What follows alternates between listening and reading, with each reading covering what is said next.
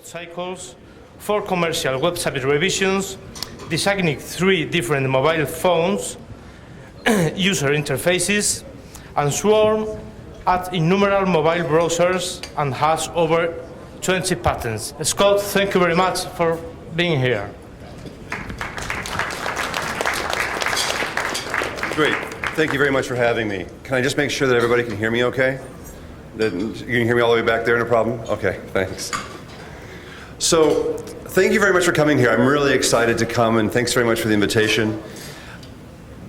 A lot of what I do as a user interface designer is to figure out what user needs and how they are not exactly working with technology, and figure out what needs to happen to kind of bridge that gap. And we are so excited right now about the Internet of Things. It's like it's the Lego movie, and we're running around singing everything is awesome all the time, and it gets a little bit crazy because if we're not careful, if we don't understand exactly what's happening with the technology things, we're going to have an effect, this kind of backlash. And we've seen it a lot today, in fact. At CES, there's a lot of companies that are describing some things that we all know in our heart aren't probably going to quite work out just right. Because so often the vision that we have of the future is from a 1960s cartoon show about how we're going to automate our homes and have an automated digital butler. Now, there's nothing wrong with automation, but as a UX person, I really don't like thinking that my life can be mapped into 17 if-then-else statements. I like to think I'm a little bit more poetic than that. And then when you talk about the visions of the future, we get articles like this that was in Wired magazine just a year and a half ago about the visions of the IoT world. And they've got examples like, you probably can't read this very well on the screen, but it's like the baby tries to soothe him, basically the smart house, the baby's room tries to soothe him back to sleep. And if that doesn't work, it texts you at the next door neighbor's cocktail party. Because all good parents, of course, are going to put their kids to sleep and go get drunk next door, right? That's just what we do, right? Or the other one is that the sandwich shop. So here, okay. The sandwich shop starts as you approach your order. This idea that there's going to be this automated system that every time you walk by a shop, it'll make you a sandwich, and you're like, I'm just going for a walk, thank you, keep your damn sandwich. You know, these ideas of like these simplistic systems just don't seem to work. And my favorite one is the smartphone warns of ex-girlfriend ahead, which of course has got enormous privacy implications, and yet somehow people think that this is what passes for vision for the Internet of Things. I like this quote from Winston Churchill: it's a mistake to look too far ahead. Only one link of the chain of destiny can be handled at a time. Now, this doesn't mean we shouldn't aspire, this doesn't mean we shouldn't dream, but we are getting sloppy in our thinking. We're just jumping and saying, well, we'll figure it out. Just, if it doesn't work, just add more if-then-else statements. And as someone who has tried to automate my house, I can tell you, I can only tell my wife so many times, sorry, honey, that shouldn't have happened. And yet that's exactly what happens every week when we try this stuff. So let's step back for a second. IoT, the Internet of Things, is this gigantic ball of awesome. And we all know that. We all feel that. But we seem to always think of it as a monolithic thing. And so I think it's more helpful to break it apart a little bit and start to look at the various pieces of it. So pull it apart and look at it in different corners and focus on that particular piece. So instead of treating the IoT like one thing, let's just have a more nuanced discussion. Because when we talk about smart devices, we all know the obvious fact, the whole Moore's Law thing, that things are getting smaller and faster and cheaper, and we actually are going to consider putting smart devices into prescription pill bottles. The flip side, of course, is that networks are getting more interesting, going from home networks to kind of car networks to, you know, effectively citywide networks. And that's kind of going in the opposite direction. So I'd like to at least take one step to say, let's talk about smart devices, and let's talk about smart networks. Not that either one is better or worse than the other one, but just as a way to just give us a little bit of a tautology here to break things down.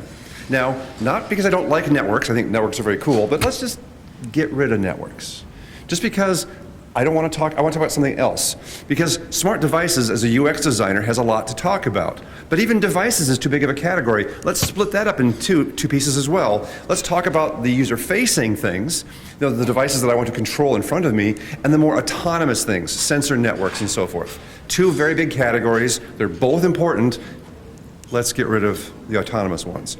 Again, not because it's not important, I'm just trying to find a smaller thing to talk about.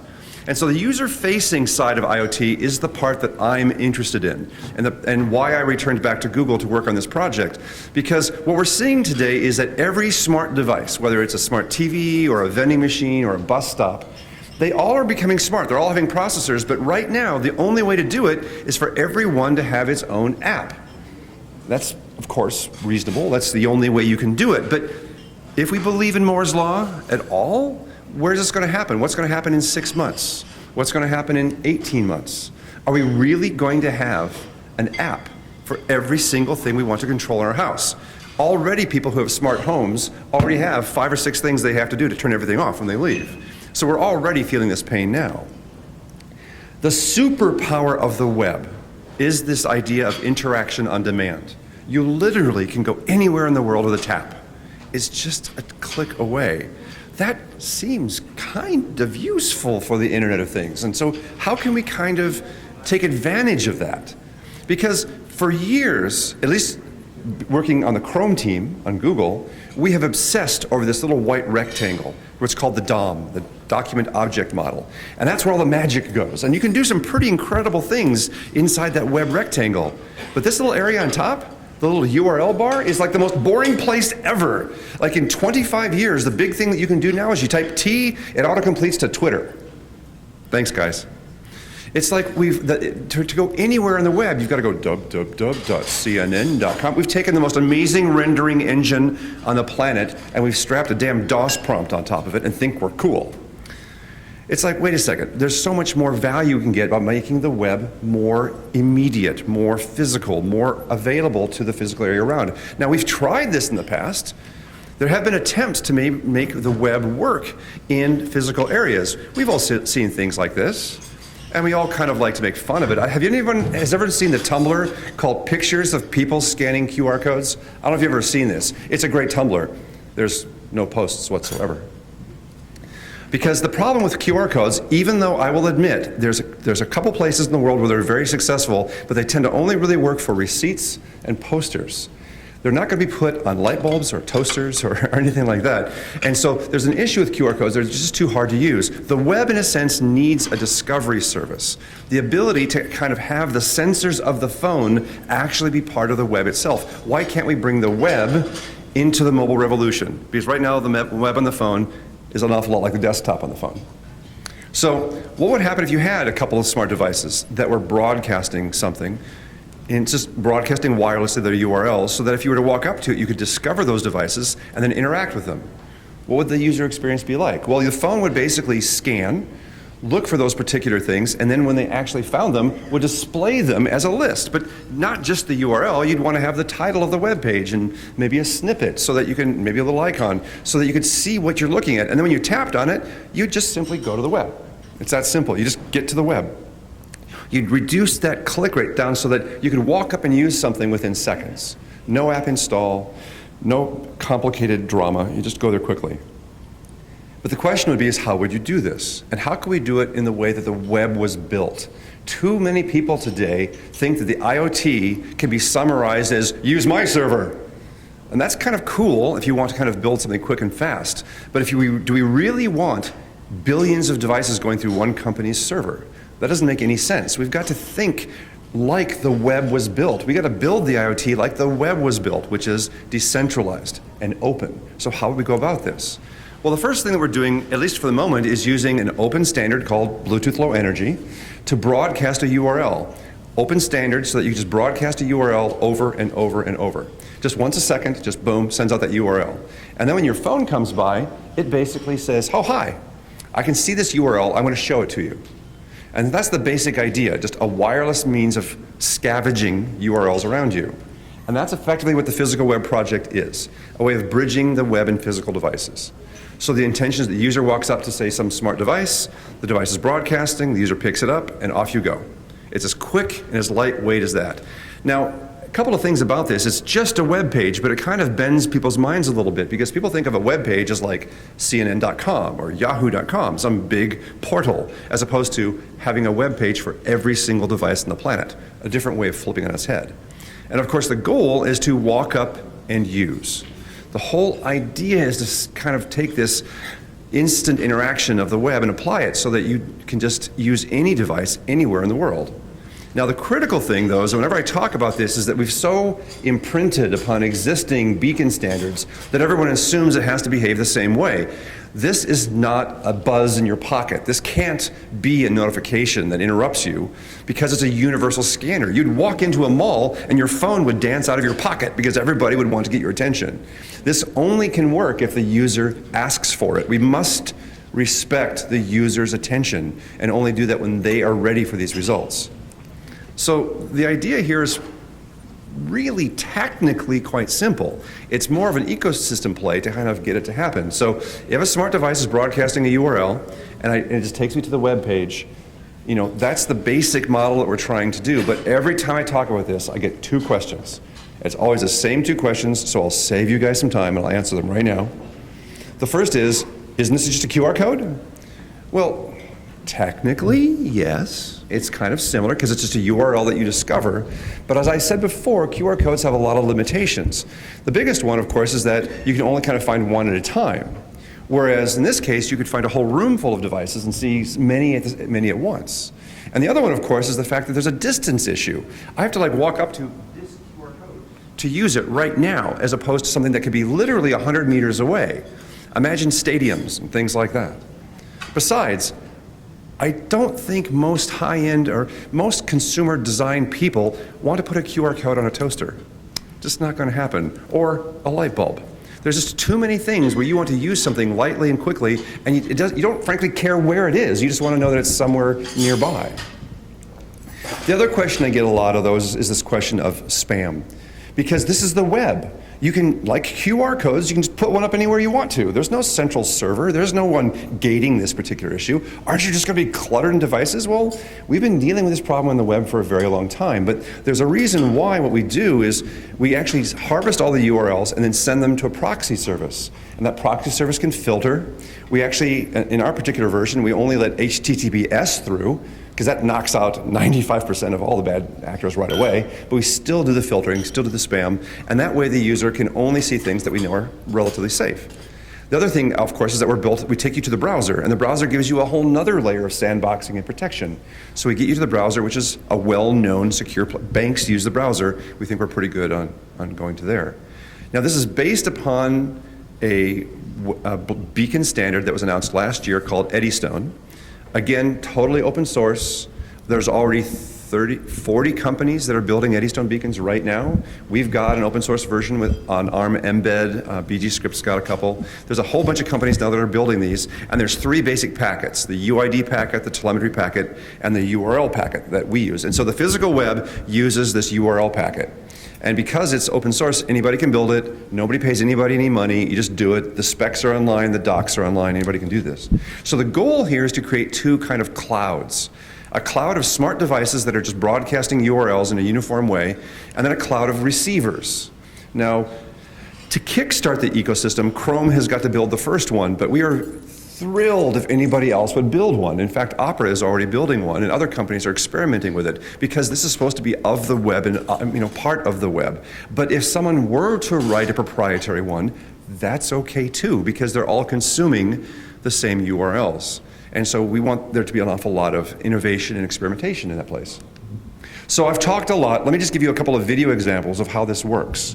So let me show you kind of our most ambitious one, which is to imagine that you had a Happy Meal toy at a restaurant, and you just pulled the toy out and you wanted to kind of configure it or just kind of personalize it for your child.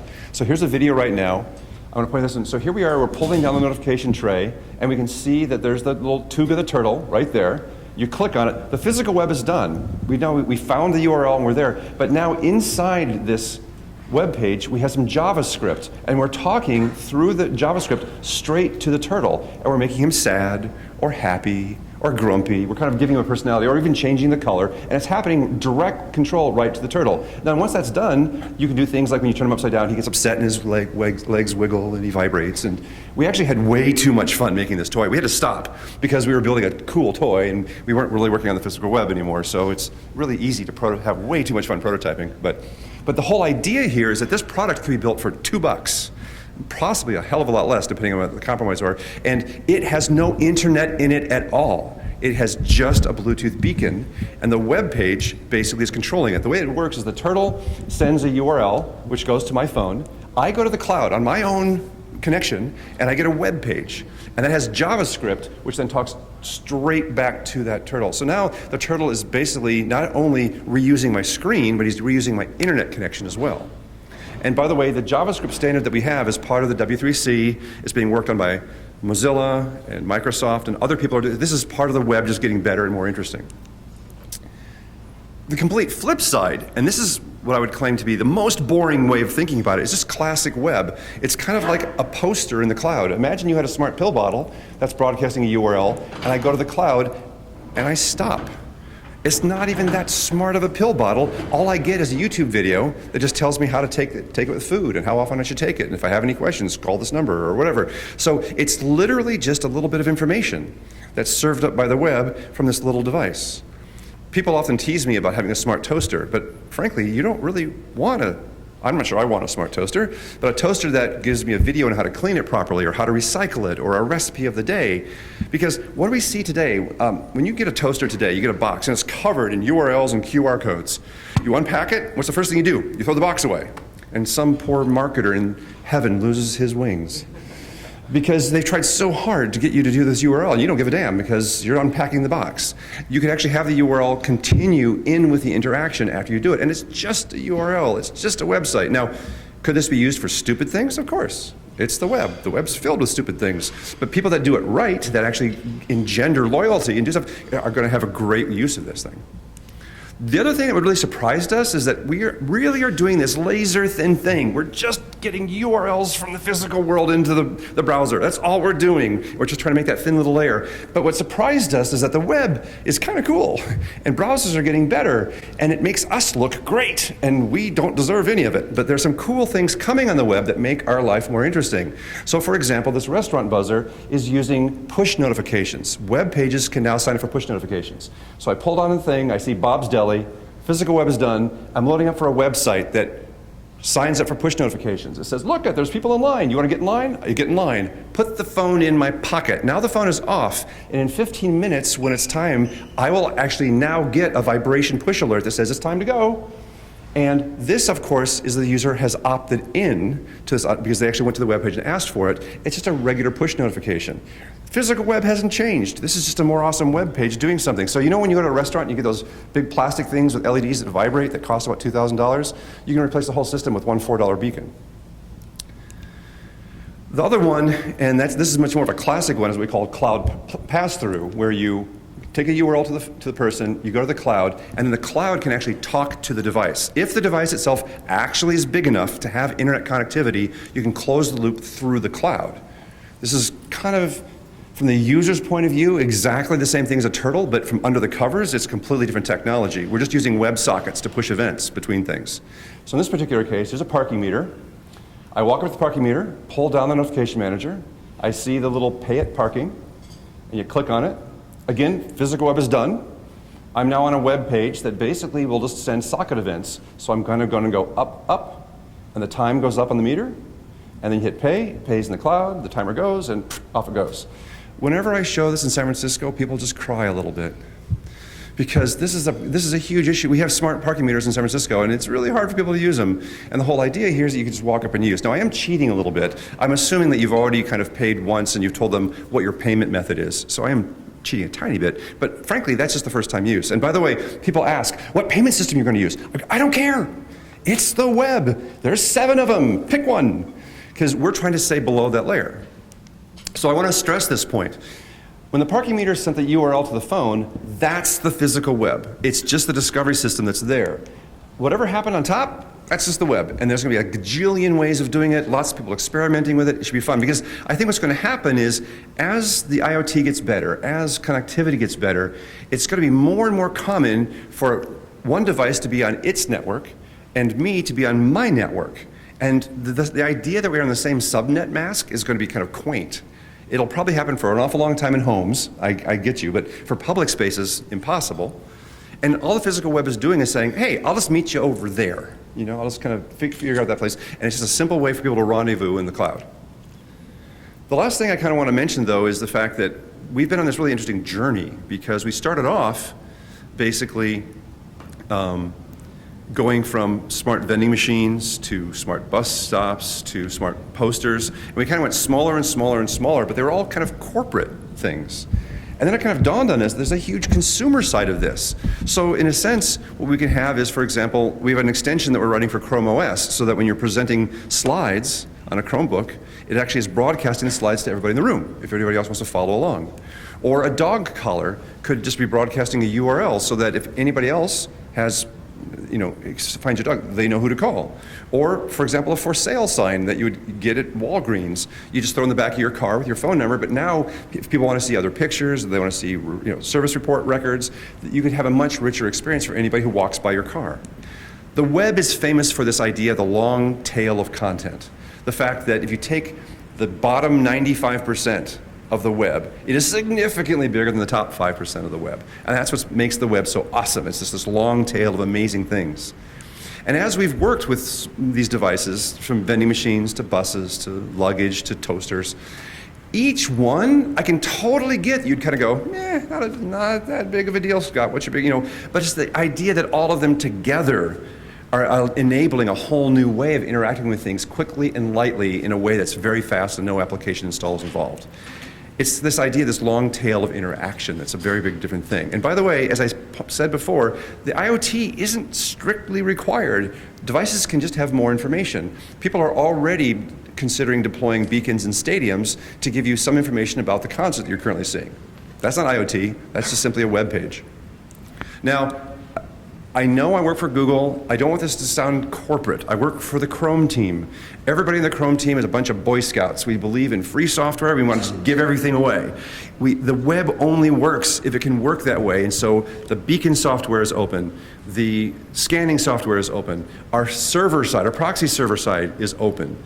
And the whole idea is that we want to kind of have this be, we will of course build the first one that's going to go into Chrome, but like I said before, we really want somebody else to do it. I'm very excited the fact that this is getting so active. It's like the third most popular Google GitHub. A lot of people are involved, a lot of things are happening. I think I told you before that Opera has already shipped a version, which thrills us to no end. We really hope that other companies are going to be doing it because that's what the web is all about.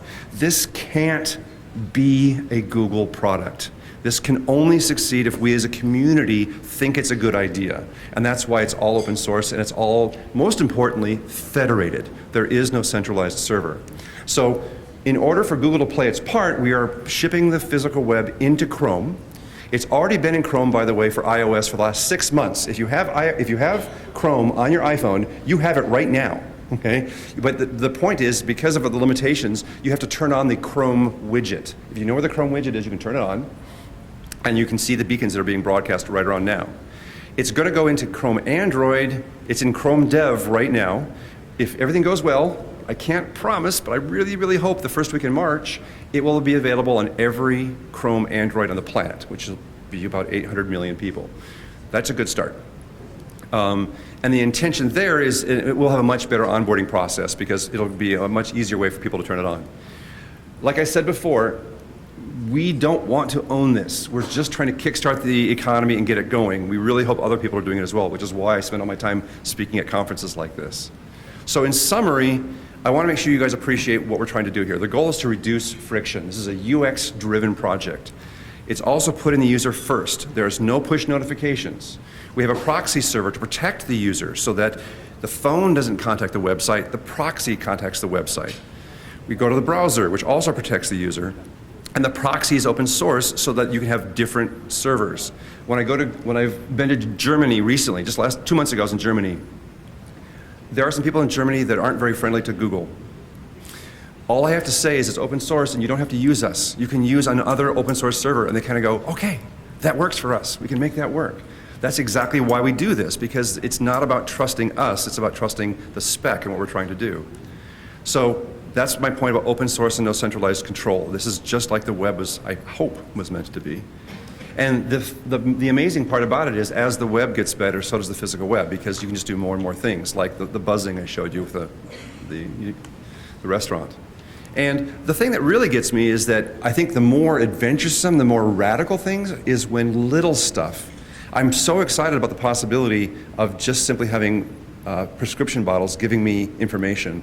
That strikes me as a much more interesting, innovative type thing than necessarily controlling my thermostat. Still important, but I still think this ability for anything to give me more information is a very valuable concept. So that's the basic idea.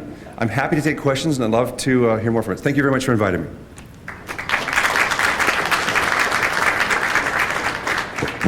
We have some time for some questions, and I've got a wireless mic. Okay, I'm actually excited and fully on board with what you're saying. One thing is very interesting is to the extent that you're pushing the HTML5 engine Yes. out versus proprietary platforms. Right. And things like notification. So can you give me a sense of sort of the roadmap for this, the HTML5 engine with notification beyond particular platforms? Is it about HTML5 in general or specifically about notifications? Well, the notifications is part of the it's a W3C spec. What you're signing up for is effectively a push notification that's tied to an HTTPS request. It's HTTPS server that has a request, and you do it through service workers. And so this has all been documented in W3C. Yeah. We only use the things that are currently in web standards-based systems. This cannot be proprietary stuff. Yeah. We're good? Happy to talk to you about it more, but basically if you look for service worker, that's where, frankly, half of the cool demos all came from service worker. Great. Yeah, sure.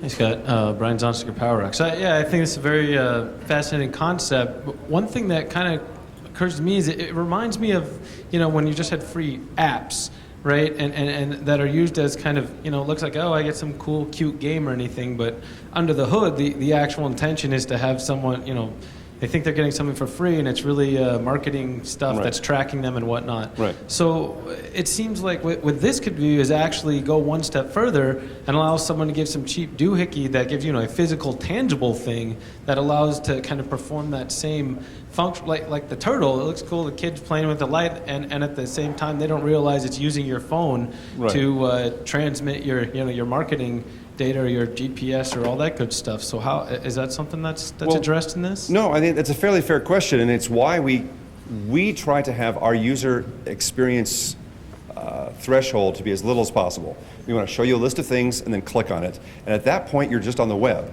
And the web has got quite a good sandbox. So a web page can access your contacts.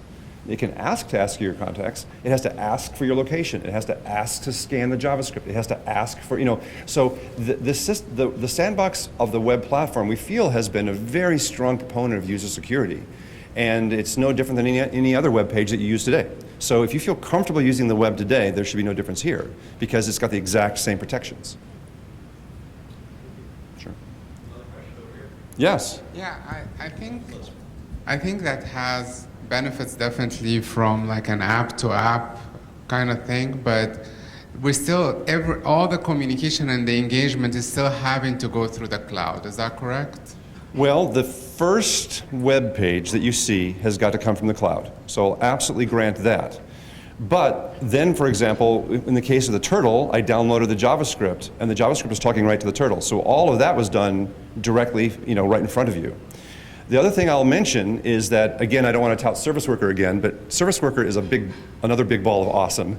And what Service Worker allows you to do is to cache your entire web page. So once you've downloaded it, it's always downloaded. So that way, subsequent uses are effectively, don't need the cloud.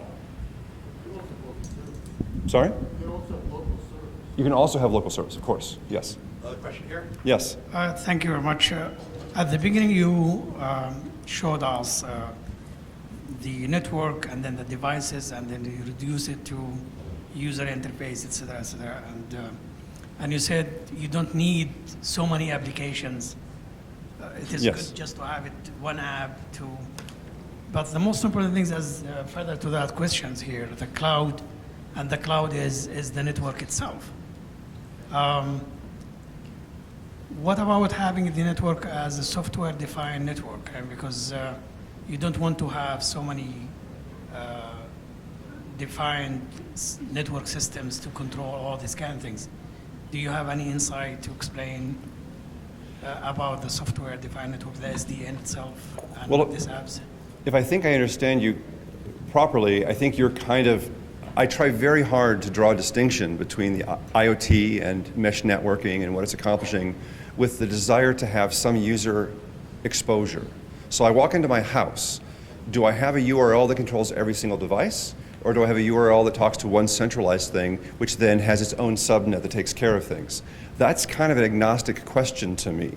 So I don't want to sound like I'm being flippant, but I'm trying to say that all I want to get to the user is, the user needs a screen of bits to talk to. How do they get the screen of bits? What that network is and how many subnetworks are beneath it is kind of an academic question to me that's not part of my concern. I just want to get the user the bits. So I'm trying to basically define your question away if you don't think I'm cheating, right? Because I really don't want this project to be involved in networking. This project is only about getting web pages to the users as fast as possible. Okay, I think we have time for one more question here. Thank you. You want to present the user with a screen of bits. What when the screen gets too full? What about filtering? Filtering, you mean like filtering out bad websites?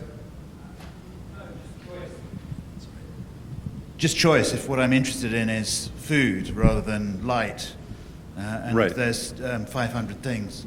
Right. So this is the problem that I think, assuming this is successful, this is the problem that we'll have in 2 years. Right now, I'd be thrilled to find 2 right now, right? And I think that's absolutely going to be a more difficult problem. So we are assuming we'll take this in stages. The web had the exact same problem before, right? You search for tennis and you get 10 million hits, and then ranking actually solves quite a bit of that problem, but it still doesn't solve all of it.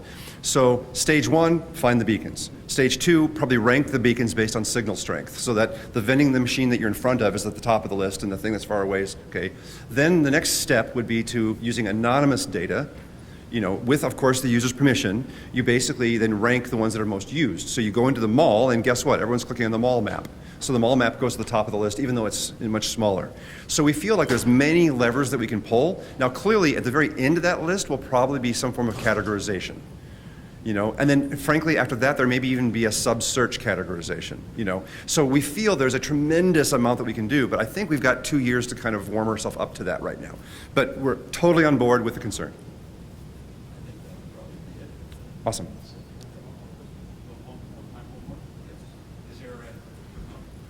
It says we have time for one more question. Is there one more? Bob, you want to? This also meshes well with the content-centered networking. Yes, absolutely. Thank you for that. Actually, if we have time for one more question, I'll throw one in here too. I understand you're basically, pardon me for oversimplifying, but you're broadcasting, pushing URLs. Is there anything about the protocol from a privacy point of view that is allowing whatever the nodes are to track or determine who you are personally identified? I'm so glad you asked that question. Absolutely. Okay, so what we do is we only use the base advertising packet. We do not support scan response packets. And that's how a nefarious beacon would basically get a ping from you, because by asking for a scan response packet, they then know that you're there, okay? And the idea for the mobile phone is that you would do what's called a passive scan. So if it asks for a scan response, you ignore that request, because you have to protect users from nefarious beacons, nefarious websites as well. I think with our proxy, we've got a good chunk of the websites taken care of. The scan response takes care of the beacon. I promise that question was not a plant. Well, it's a good question, and because honestly, one more editorial comment, it gets me so frustrated that everyone kind of goes, beacons track you, beacons are evil. I'm like, there's a reason we call it Eddystone. It's a lighthouse, it broadcasts. Now, can apps use beacons to be evil? Absolutely. So I don't want to be a Pollyanna here. But I think people are overly concerned. By not understanding the technology, they're overly afraid of it. And I mean, a beacon is just simply it's like broadcasting a Wi-Fi signal, right? So it's a much more innocuous thing than people think it is. Great, thank you very much. Well, we have something before you leave the podium. Thank you so much. Thank you very much for being here with us, sharing your knowledge. Okay. Thank you very much, Scott. Okay.